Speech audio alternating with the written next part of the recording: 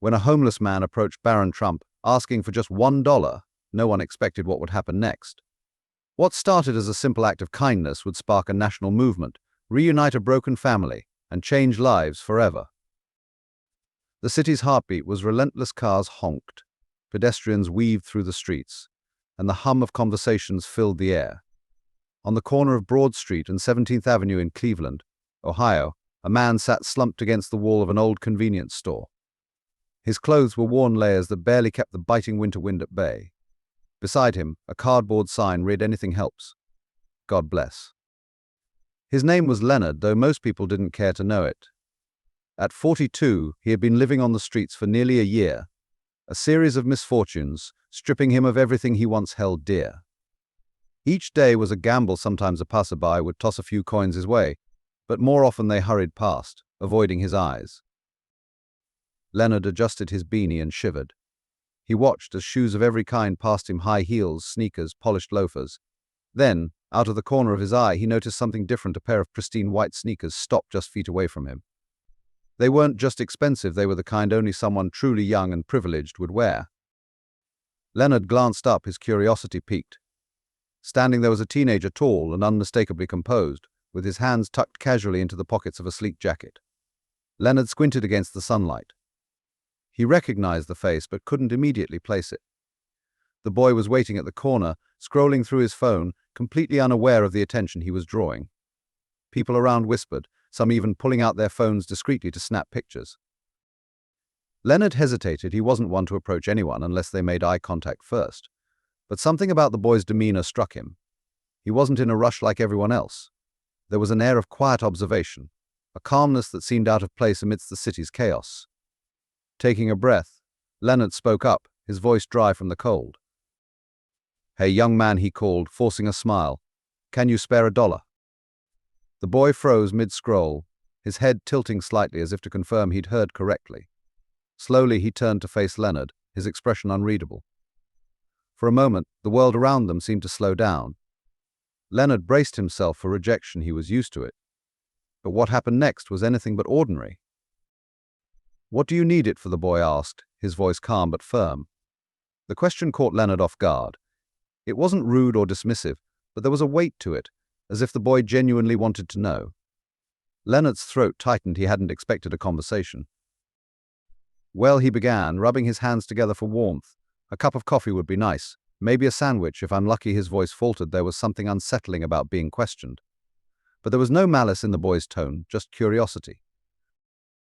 The boy stepped closer, his phone now forgotten in his pocket. Leonard could feel the stares of others, the silent judgment of people wondering why someone like this kid would waste his time on a man like him. Leonard wanted to shrink away, to avoid the embarrassment, but the boy's gaze held him there. "What's your name?" the boy asked. "Leonard," he replied, his voice barely above a whisper. The boy nodded slightly, his brow furrowing as if he were processing something far beyond the moment. "I'm Barron," he said simply. There was no arrogance, no sense of self-importance in his introduction, just an unexpected sincerity. The hum of the city returned, but something in that exchange was different. The air between them felt charged, as if this brief moment would lead to something far greater. Leonard shifted uneasily on the cold pavement, unsure how to respond. Barron's presence was unlike anything he had encountered before. Most people ignored him, averted their gaze, or tossed loose change in his direction without so much as a word. But here was this young man, not just stopping but actually talking to him as if he were an equal. Barron crouched down to meet Leonard at eye level. The move startled Leonard. No one had ever done that before. "How long have you been out here?" Barron asked, his tone calm but direct. Leonard hesitated. Sharing his story wasn't something he usually did. People didn't care about the why, only the spectacle of his misfortune. But there was something disarming about Barron's demeanor. "Almost a year now," Leonard admitted. "Lost my job after the plant shut down. Then my health took a turn.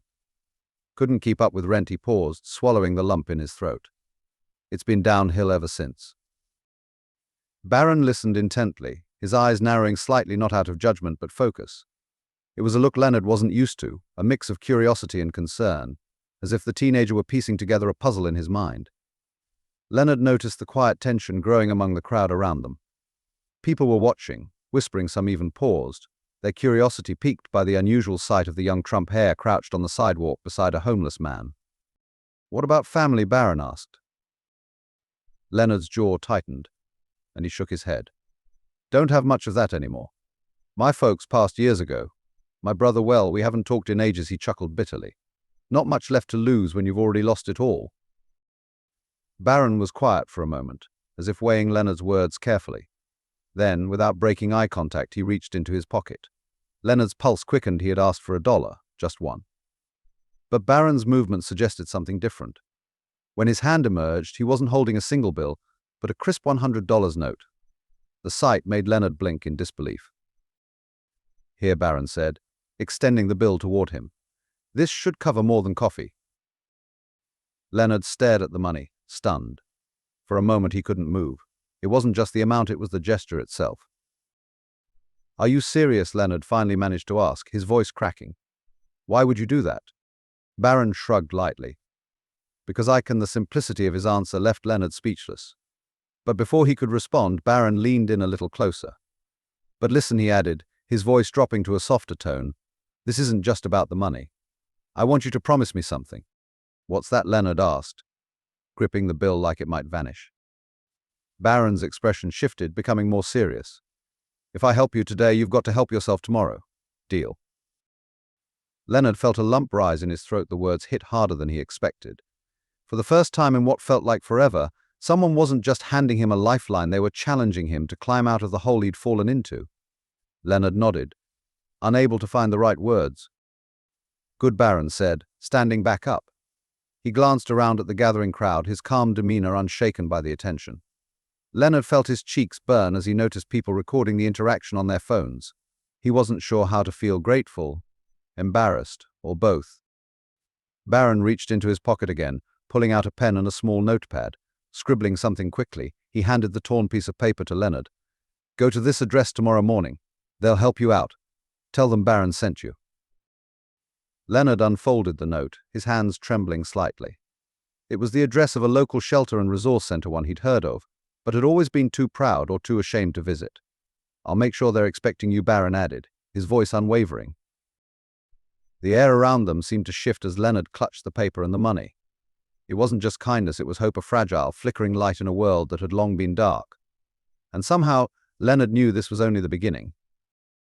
Leonard sat there, staring at the $100 bill and the note in his hands as if they were alien objects. His mind raced, caught between disbelief and cautious hope. Barron didn't leave immediately. Instead, he stood there watching Leonard with an intensity that felt almost unnerving. It was clear he wasn't just offering a handout, he was waiting for something, perhaps an acknowledgement or a commitment. Leonard cleared his throat, his voice shaky.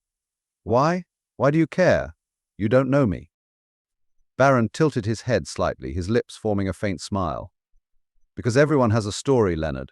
Yours just hasn't been told yet." He paused, glancing at the crowd beginning to gather. "And honestly, if I'm in a position to do something good, why wouldn't I?" Leonard was taken aback. He'd heard plenty of empty words over the years, but Barron's tone carried a weight that felt genuine. Still, skepticism gnawed at him. "You don't owe me anything," Leonard said, his voice firmer now. "I've been out here long enough to know people don't just stop to help without expecting something in return." Barron crouched down again, leveling his gaze with Leonard's. "I don't expect anything, but I do believe that small actions can lead to something bigger." He gestured to the note in Leonard's hand. "That place, they've got resources, job programs, counseling, whatever you might need. All I'm asking is that you show up." Leonard swallowed hard, feeling a lump in his throat. He glanced at the note again, the address scribbled in neat handwriting. He wanted to believe this was real, but years of disappointment had hardened him. And what if I can't do it? What if I screw it up? Barron smiled faintly, shaking his head. "Everyone screws up, Leonard, but giving up, that's the only way you lose." His words were simple, but they landed with a force Leonard wasn't prepared for. For a moment, the noise of the city seemed to fade, and all he could hear was the quiet conviction in the teenager's voice. The crowd around them had grown thicker, and phones were now openly pointed in their direction. Someone murmured, "Is that Barron Trump?" Leonard glanced nervously at the growing attention. He wasn't used to being in the spotlight, and the weight of so many eyes on him felt suffocating. Barron seemed unfazed. If anything, he seemed to thrive under the pressure.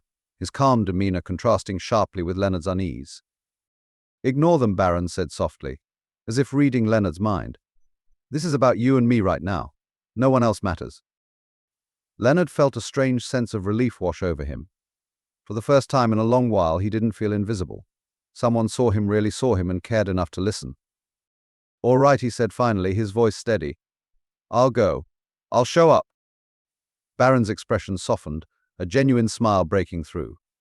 "That's all I wanted to hear." He stood up, brushing off his knees and glancing at the crowd. "And Leonard," he added, his voice louder now, as if speaking for everyone to hear, "you've got more strength in you than you realize. Don't forget that." Leonard blinked, overwhelmed by a mixture of gratitude and embarrassment. He wanted to say something, anything, but the words wouldn't come. Instead, he simply nodded, clutching the note tightly in his hand like a lifeline. As Barron turned to leave, the crowd parted for him, their whispers growing louder. Leonard watched him disappear into the city, his figure blending into the stream of people. For the first time in years, Leonard felt a flicker of something he thought he'd lost hope. And as he looked at the note again, he realized this was the first step toward reclaiming his life. The next morning, Leonard stood outside the address Barron had given him. It was a modest brick building on a quieter side of Cleveland, its entrance marked with a simple sign, Hope Outreach Resource Center. A small stream of people filtered in and out, some carrying grocery bags, others looking as uncertain as Leonard felt. He clutched the note in his pocket, his fingers tracing the edges as if to remind himself this wasn't a dream. The $100 bill was still tucked safely in his jacket. Part of him wanted to save it, to hold on to the generosity as proof that yesterday had really happened. But another part, the part of him that Barron's words had stirred, whispered that it wasn't just about the money, it was about the chance to start over. Taking a deep breath, Leonard stepped inside. The warmth of the building enveloped him immediately, a stark contrast to the biting cold outside. The receptionist, a middle-aged woman with kind eyes and a welcoming smile, looked up from her desk. "How can I help you today?" Leonard hesitated before pulling out the note and sliding it across the counter. Barron sent me, said I should come here." Her eyes flicked to the paper, and a knowing smile spread across her face. "Ah, you must be Leonard. We've been expecting you." She stood and motioned for him to follow. "Come on, let's get you started." The next few hours passed in a blur. Leonard met with a caseworker who listened to his story without judgment, outlining a plan to get him back on his feet. They set him up with a temporary bed in their shelter, arranged for a doctor's appointment to address his health issues, and even connected him with a job training program. It was overwhelming, but for the first time in years, Leonard felt like the pieces of his life were being picked up and carefully put back together. Later that evening, as he sat on the edge of his cot in the shelter, Leonard replayed the events of the past 24 hours in his mind, the kindness of a stranger, the offer of help, the simple act of being seen. It all felt surreal. He thought about Barron's words, about the promise he had made to help himself. It wasn't going to be easy, but for the first time, Leonard believed it was possible. Meanwhile, outside the shelter, Barron's gesture had begun to ripple far beyond what either of them could have imagined. A video of their interaction, taken by a bystander, had gone viral overnight. It spread across social media like wildfire, with headlines praising the young Trump heir's unexpected act of generosity. The footage showed Barron kneeling beside Leonard, handing him the money, and speaking words of encouragement that had struck a chord with millions. Some called it a publicity stunt, while others argued it was a rare display of genuine compassion from someone in a position of privilege. Regardless of the debates, one thing was clear: the video had captured something raw and powerful. People from all walks of life began reaching out to Hope Outreach Resource Center, offering donations and support, inspired by Barron's actions. Leonard had no idea his story was now at the center of a national conversation. He was too busy focusing on the steps ahead, attending his first counseling session, filling out job applications, and learning to believe in himself again. As Leonard lay down that night, the weight of the past year seemed a little lighter. Somewhere out there, the young man who had stopped to help him was making waves, but Leonard's focus was simple: take it one day at a time and honor the promise he'd made. By the end of the week, Leonard began to notice subtle changes both within himself and in the world around him. At the shelter, staff members treated him with a kindness he hadn't felt in years. They offered not just practical support, but also encouragement, reminding him that his story wasn't over yet. Word of his journey had spread quietly within the shelter community. Others who had been struggling in silence came up to him, inspired by his willingness to take the first step. "If you can do it, maybe I can too," one man had said, giving Leonard a pat on the back. The gesture, simple as it was, filled Leonard with an unfamiliar sense of pride. Outside the shelter, however, Leonard's story was no longer quiet. The video of his interaction with Barron Trump had exploded across social media, racking up millions of views in just a few days. News outlets picked up the story, dissecting every detail. Commentators debated whether Barron's actions were genuine or performative, while viewers around the country shared their thoughts online. "Privilege with a purpose," one tweet read. "This is how you use it for good." Another user posted, "It's sad that kindness like this is so rare it shocks us, but kudos to Barron for showing us it's possible." Leonard learned about the attention when a staff member at the shelter showed him the video. Watching himself on screen, Leonard felt a strange mix of emotions: embarrassment, gratitude, and something he couldn't quite name. He barely recognized the man in the video, the hollow eyes, the defeated posture. It was a reminder of how far he'd fallen, and perhaps how far he could rise. Meanwhile, Barron stayed silent about the growing buzz. He refused interviews, avoided public statements, and ignored the online noise. To him, this wasn't about basking in praise, it was about Leonard. Behind the scenes, Barron quietly ensured that the shelter received substantial donations, enough to expand its programs and help even more people like Leonard. The video sparked a larger movement. People across the country began sharing their own acts of kindness, tagging them with hashtags like Kindness Challenge and Pay It Forward. Local organizations reported increases in donations, and volunteers stepped forward in droves, inspired by the simplicity of Barron's gesture. For Leonard, the ripple effect became more personal. One evening, as he sat in the shelter's common room, he was approached by a man who looked oddly familiar. "Leonard?" the man asked hesitantly. Leonard squinted, trying to place the face. Then it clicked. "Paul," he said, his voice trembling. It was his younger brother, the one he hadn't spoken to in over a decade. The two men stared at each other, the weight of lost years hanging between them. "I saw the video," Paul admitted, sitting down beside him. "I didn't know things had gotten so bad for you. I should have reached out sooner." Leonard shook his head, fighting back tears. "It's not your fault. I didn't exactly make it easy for anyone to find me." Paul placed a hand on Leonard's shoulder. "Well, I'm here now, and I'm not going anywhere." The reunion was bittersweet, a reminder of what had been lost, but also of what could still be rebuilt. For Leonard, it was another step toward healing not just his circumstances, but his relationships and his sense of self. As the weeks went on, Leonard began to see his story less as a tragedy and more as a testament to resilience. And though he still had a long road ahead, he carried with him a renewed sense of purpose, fueled by the kindness of a stranger who had given him more than money. He had given him hope.